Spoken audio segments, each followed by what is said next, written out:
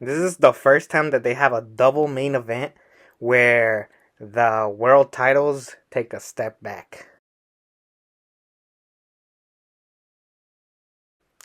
SummerSlam 2008 was one of the earliest pay-per-views I remember watching as a kid. This was like the first time I ever watched the show live, or I remember watching a replay of it. I don't remember. I remember watching it in Spanish. I remember that. Um, because my cousins who were Latinos, who didn't speak English, this was their go-to stuff to watch. So, um, this was slowly transitioning me into a wrestling fan, but rewatching it as an adult, you can't help yourself but start thinking like, oh, I wish they did this, I wish they did that. Even just looking at the show, but it still doesn't take away from how fun this show really is, even if it has a couple of hiccups along the way. Let me explain. So the first match is Jeff Hardy versus MVP, a really good back and forth with both men, but a side of me did kind of wish that both men were doing something else. MVP could have been fighting for the US belt, and then we could have done Jeff and Triple H. Who does Triple H fight in this show? We'll get to that when we get to it, but it was still a good match, and I was very happy to see it. And MVP being pushed like this, I was happy with. And plus, MVP was a great worker, very underrated. And yeah, I can't really get mad at this. This was pretty solid. Kofi Kingston and Mickey James defend the women's and intercontinental championships against Glamarella, Santino Marella, and Beth Phoenix. And I like the idea of Santino being a coward, always using Beth Phoenix, his girlfriend, I think she was, as the piece that helps him win everything. Like Beth Phoenix got the pinfall, and then Santino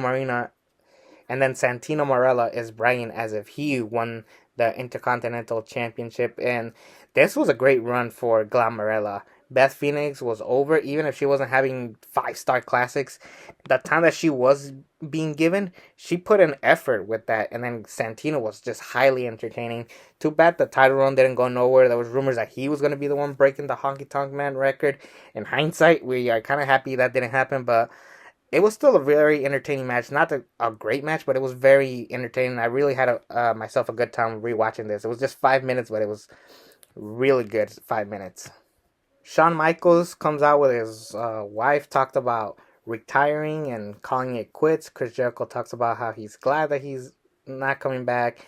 He gets into Shawn Michaels' head. It begins a brawl between both men, and then Jericho accidentally punching Shawn Michaels' wife, pushing Shawn Michaels to the limit. I don't know why they didn't have a match, but I guess it was to fill up this card. But it was kind of unfortunate that we didn't get to see Shawn and Jericho have another match. I kind of feel like we got robbed out of that, but we do have two other classics with both men. The following pay-per-views at Unforgiven, that unsanctioned match was great, and then they topped it off with a ladder match for the World Heavyweight Championship. This was just great TV. Jericho and Michaels was so entertaining. Some of the best work in 2008 for sure. ECW champion Mark Henry, I can't believe I'm saying that, versus Matt Hardy for the ECW championship. This ends after Tony Atlas just grabs Matt Hardy, beats him up. Um, Mark Henry retains, even though Matt Hardy got the victory, and then it leads to the Hardy Boys coming out and fighting off Mark Henry and Tony Atlas. Really dumb. It would have been funnier if Matt Hardy just wins in 30 seconds or something like that. Then Mark Henry beats up Matt Hardy, and then Jeff reunites with his brother. That's what I would have done, if anything. I mean, he wins at the next pay per view. What was the harm in having him win here? The next match was CM Punk versus JBL for the World Heavyweight Championship. This was good. This was entertaining. This was one of like the few good to great JBL matches. And this was around a time where CM Punk was the world champion, but they didn't see him as the top guy, and this was further proof of it that they had him do this instead. And why is JBL getting a title shot? He lost the previous pay per view against John Cena, but they needed someone for CM Punk to fight. They clearly didn't see him as ready, but CM Punk proved to the world that he was ready and then some. So this was a good match. They worked with what they were giving, and I was highly entertained, so I can't really hate it. Triple H defends the WWE Championship against the Great Khali, and I'm gonna be honest, this match It's not that bad. It's not the greatest thing in the world, but it was okay. I liked it. I personally wish they'd done Triple H versus Jeff Hardy. Even if Jeff Hardy lost, he would have had that standing ovation, and then they would build up to Armageddon, where um, Jeff Hardy eventually does win the WWE Championship. This could have been the start of that, but fine. We'll do Triple H and the Great Khali, I guess. But imagine if we had that card: Triple H and Jeff Hardy, Batista and John Cena, Undertaker and Edge. I would have forgiven JBL and CM Punk if they had that, and then if Matt Hardy won clean, fair and square, this would have been A+ hands down. But they didn't go that route. They went with this, and this kind of hurt the show a little bit. John Cena versus Batista, the first time ever these two ever collided. I don't even think they had a match in OVW. They probably did, but this was Batista and John Cena, not Reverend Devon's sidekick and the Prodigy. These were two well-established guys. They never were on the same roster together, so this is their first time outside of Royal Rumble matches that they get to share the ring, and they pulled it out of the park. And I was so happy that they went the correct route of having Batista win. Yes, John Cena gets hurt.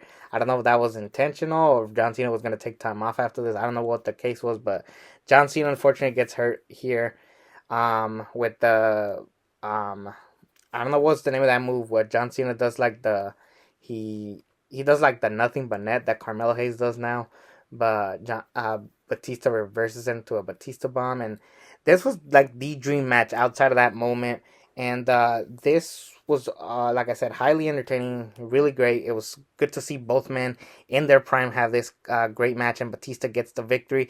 Something that we rarely saw back in the day is John Cena lose, so for Batista to beat John Cena, it meant a lot to everybody.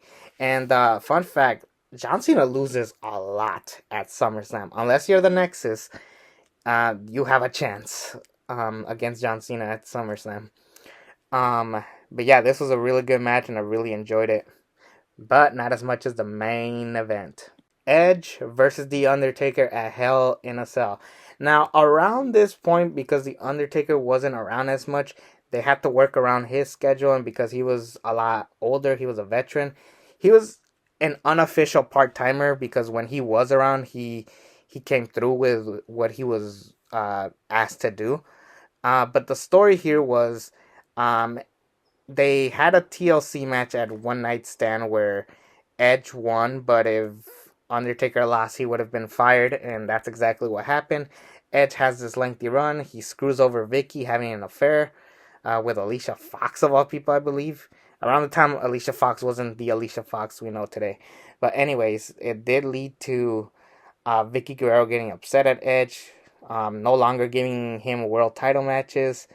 And then she goes, by the way, I rehired The Undertaker and you will fight him inside Hell in a Cell.